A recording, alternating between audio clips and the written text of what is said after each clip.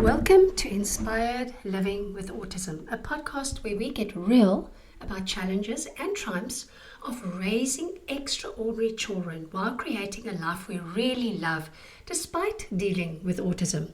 I'm your host, Antoinette. So before we dive into specific practices, let's acknowledge why this conversation matters so much. Autism parenting often creates what I call an energy deficit that conventional self-care just can't address.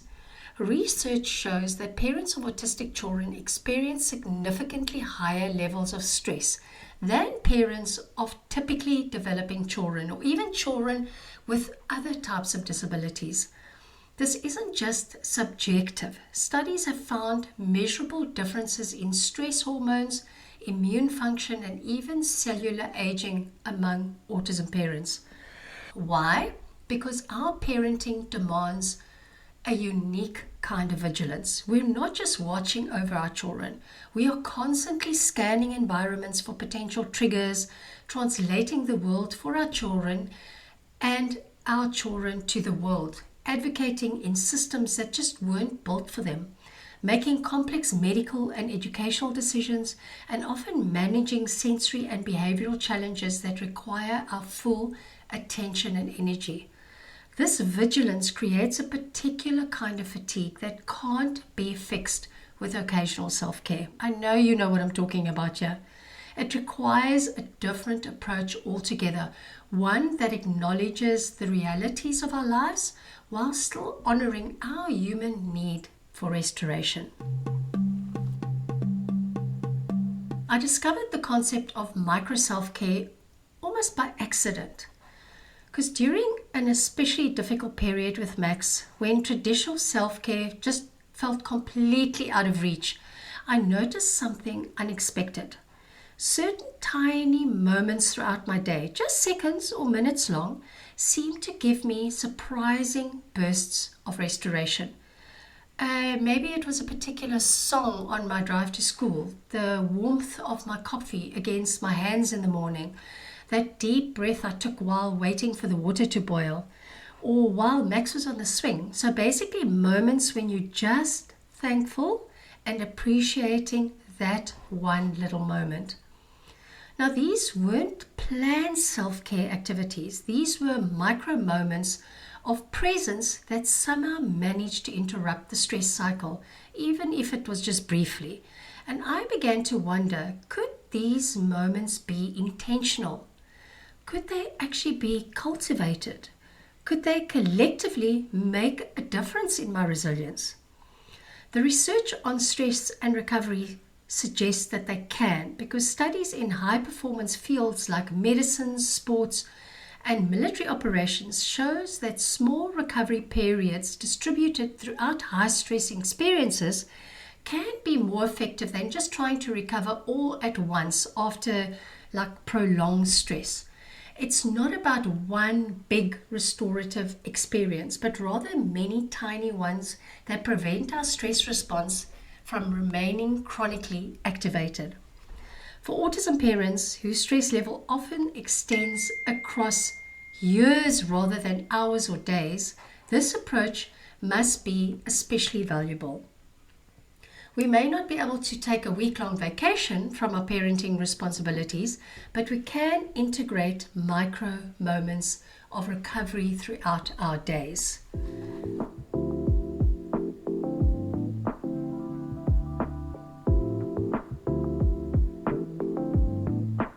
Okay, so let's start with one of the most accessible forms of micro self-care, sensory interventions. Now, these practices engage your senses in intentional ways, creating brief but powerful moments of regulation that can interrupt the stress cycle. So many of us have become experts at understanding our children's sensory profiles, their sensitivities, their preferences, and their needs. But have you ever mapped your own sensory landscape with the same attention? Because understanding your unique sensory system is the foundation for this practice. I discovered my own sensory profile pretty much by accident. Because during a particularly stressful meeting, I find myself twirling my hair, which you may often see in videos sometimes, which I have done since I was a teenager. And maybe some people would say that's a stim. It's a habit I was conscious of. It's only then I realized why I was doing it, because this simple sensory input was helping me to regulate my nervous system during a challenging situation. And it got me thinking about how I could be more intentional about using sensory inputs for regulation. So try this, for example. Identify one pleasurable sensory experience for each of your senses. For touch, it might be something specific like a texture that soothes you, a smooth stone or a soft fabric, or even the feeling of cold water on your wrists. For smell, perhaps a particular essential oil that evokes calm, or a beautiful smelling candle. And for hearing, maybe specific sounds or music that regulate rather than stimulate you. And for taste, a specific flavor that grounds you. For sight, perhaps there are certain colors or images that create a sense of peace. Now place these sensory tools strategically throughout your day. Keep that smooth stone in your pocket for meetings. Put that essential oil near where you brush your teeth. Set the calming song as your alarm. The key is to make these sensory inputs incredibly easy to access in the moments you need them most. So here's a personal example of one of my clients. She noticed that the transition between helping her son with homework and starting dinner was often particularly stressful because they were both depleted, and she found herself snapping over the smallest things. So she started keeping a little spray bottle with lavender essential oil near her son's homework station. And when they finished their homework, she would take a moment to spray it once, close her eyes, and just take 3 deep breaths. And this 10-second sensory reset completely changes how she enters the next task. And the power of this approach is that it works with your body's natural regulation mechanisms rather than just trying to think your way out of stress. And when your sensory system receives a specific regulating input, it sends signals to your brain that help shift your nervous system state from fight or flight towards calm and connect.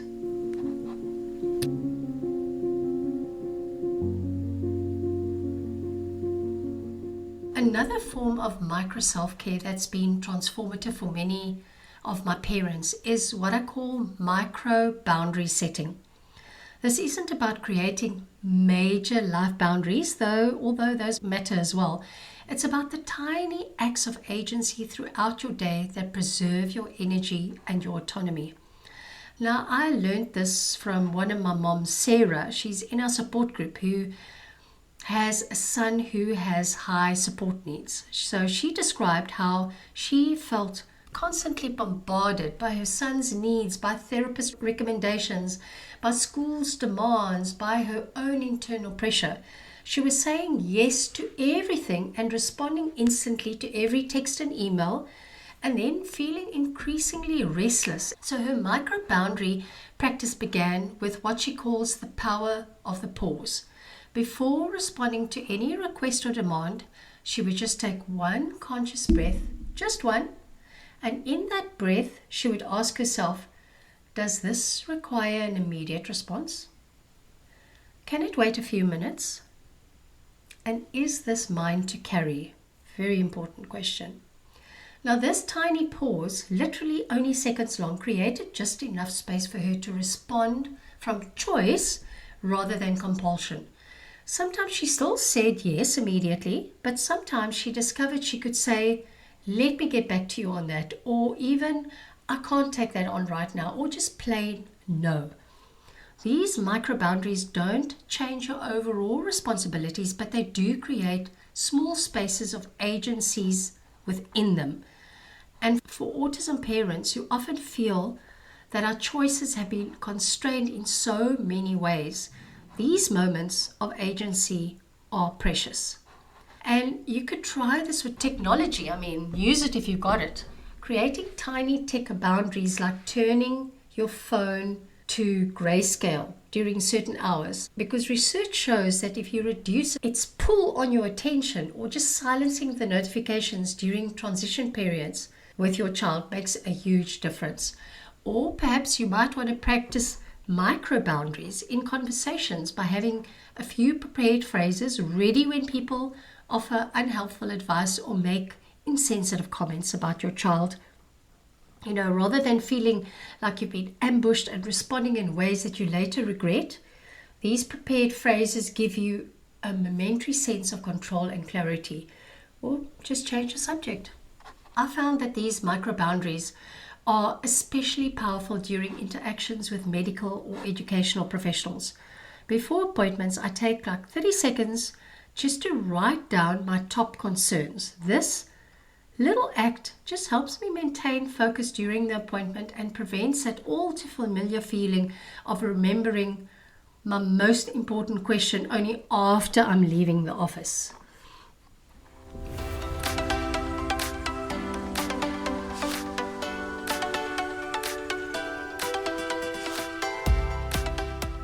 One of the challenges of traditional self-care is that it often requires finding additional time in your already overflowing days. Habit stacking often offers a different approach by attaching small self-care practices to actions you are already doing. And the concept is really simple.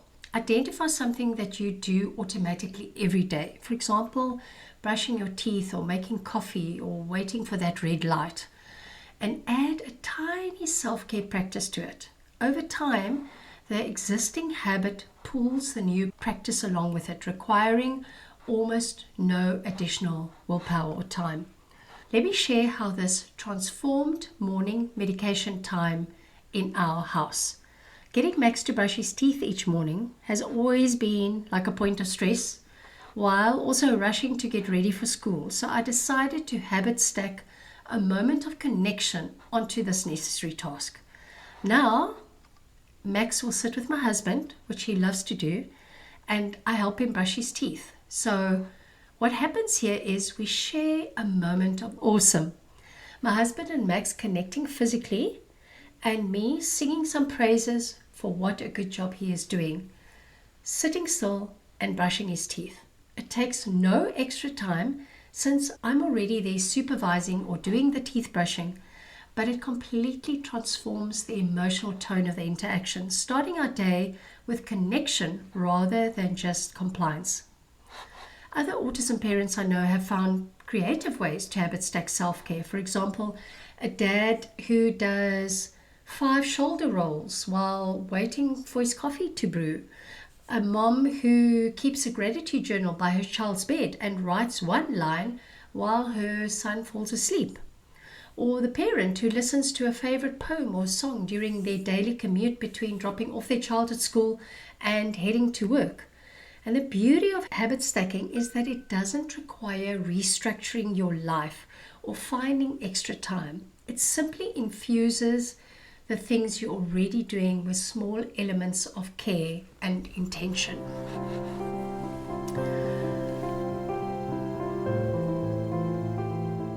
One of the most painful aspects of our parenting journey can be isolation.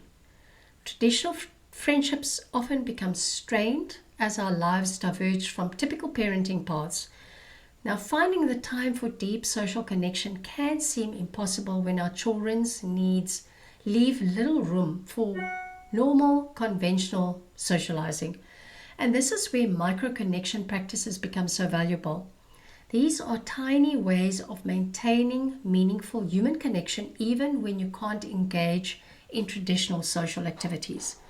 So I discovered the power of micro-connection during a particularly isolated period. Max was going through some intense sensory challenges that made leaving the house kind of difficult. And my friendships were suffering. And I felt incredibly alone because of this. But I stumbled upon a solution that changed everything. And that's WhatsApp messages. So instead of trying to schedule phone calls that would inevitably be interrupted or finding energy for lengthy text, I just started exchanging short messages with two close friends who really understood my situation. And while waiting, while Max was in therapy or during my short drive to the grocery store, I would perhaps send a 60-second update, via a voice note, and they'd respond when they could. And these tiny snippets maintained our connection through a really difficult period with me, without adding pressure to anyone's schedule. Now, other micro connection practices that parents in my community have found valuable are things like dedicated group chats with very specific purposes. Celebration only, venting only, problem solving only, or questions that allow you to engage based on your emotional capacity that day. Others did things they call parallel friendships, doing necessary tasks alongside a friend rather than trying to find extra time. For example, grocery shopping together or meeting at the playground where both your children are comfortable. Another one is digital connection rituals, like small, consistent ways of maintaining connection, like sending a specific emoji to certain people each morning or sharing one photo from your day. Now, this key to micro connection is removing the expectation of immediacy and duration. These practices acknowledge that your capacity for connection may come in fragments rather than extended periods, but those fragments still matter to me.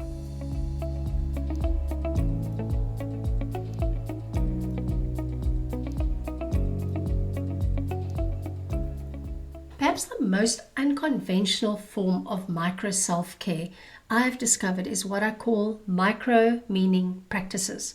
These are tiny ways of connecting with purpose and meaning, even on the hardest days. Viktor Frankl, who survived Nazi concentration camps, wrote about how finding meaning in suffering made it more bearable.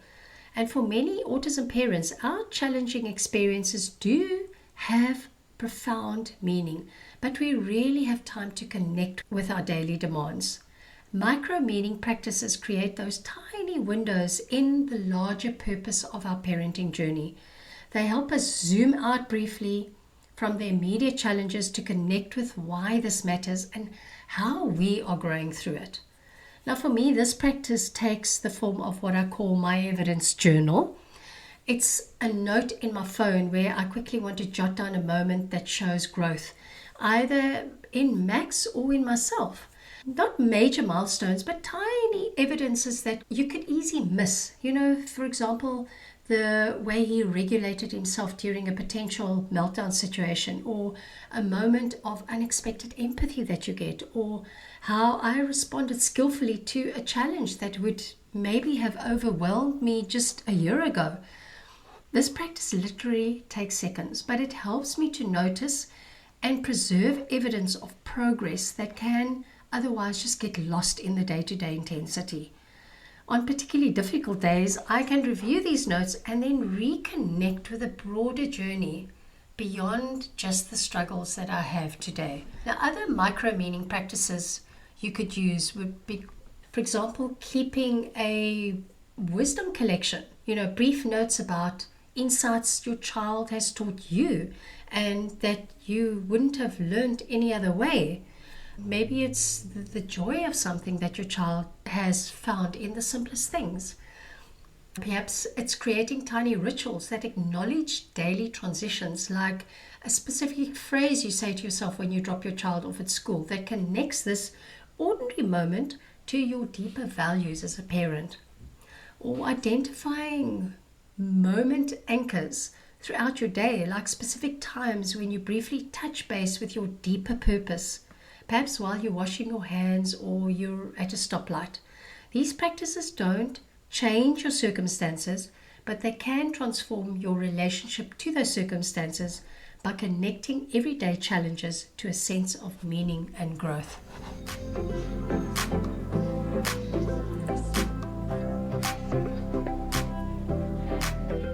Okay, so as we've explored these different approaches to micro self-care, you might be wondering how to implement them in your own life without creating another overwhelming to-do list. Now, the key is starting incredibly small and being extremely strategic. So rather than trying all of these approaches at once, I recommend selecting just one micro practice that resonates with you, attaching it to something that you already do every day. So make it so easy and so brief that it feels almost ridiculous. 5 seconds I'm talking about, not 5 minutes, okay? Then pay attention to the impact. You're looking for what I call that energy return on investment. Which tiny practices give you the biggest energy boost relative to the time they take? These are your high-value micro self-care practices. Now, gradually, you can build a personal system of these high-value practices distributed throughout your day. These tiny interventions that collectively interrupt the stress cycle and replenish your reserves before you're completely depleted. Remember that your system will be unique to you. What works for one parent might not work for another because our energy drains and our restorative activities are highly individual. The goal isn't to adopt somebody else's system, but to become a detective of your own energy patterns. So try different things and see what works for you.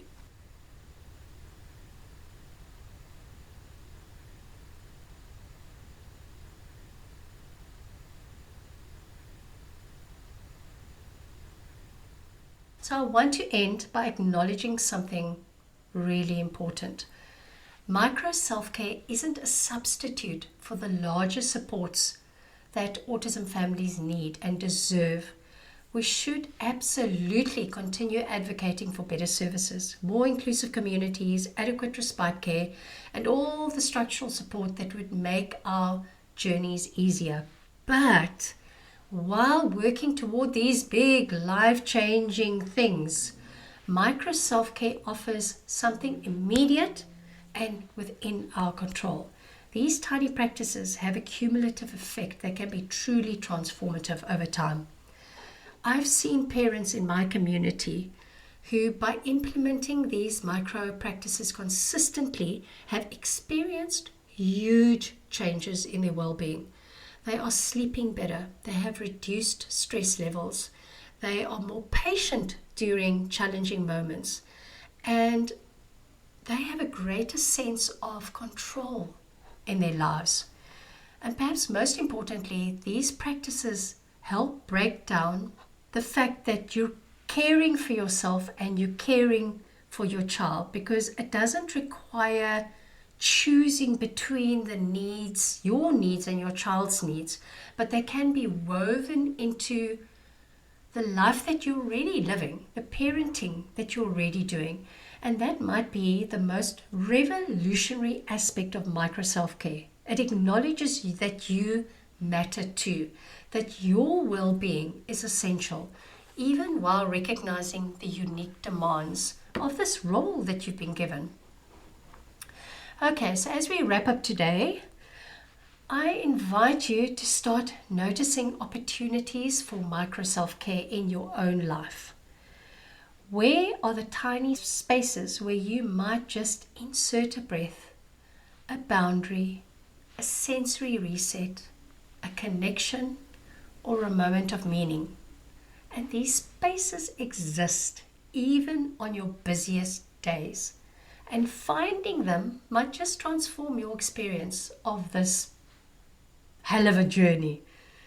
Thank you for joining me today. If you'd like to share your own micro self-care practices or hear more from other parents in my community, please visit my website or join my online group. Until next time, this is Living Inspired with Autism, where we walk this path together, one small step at a time.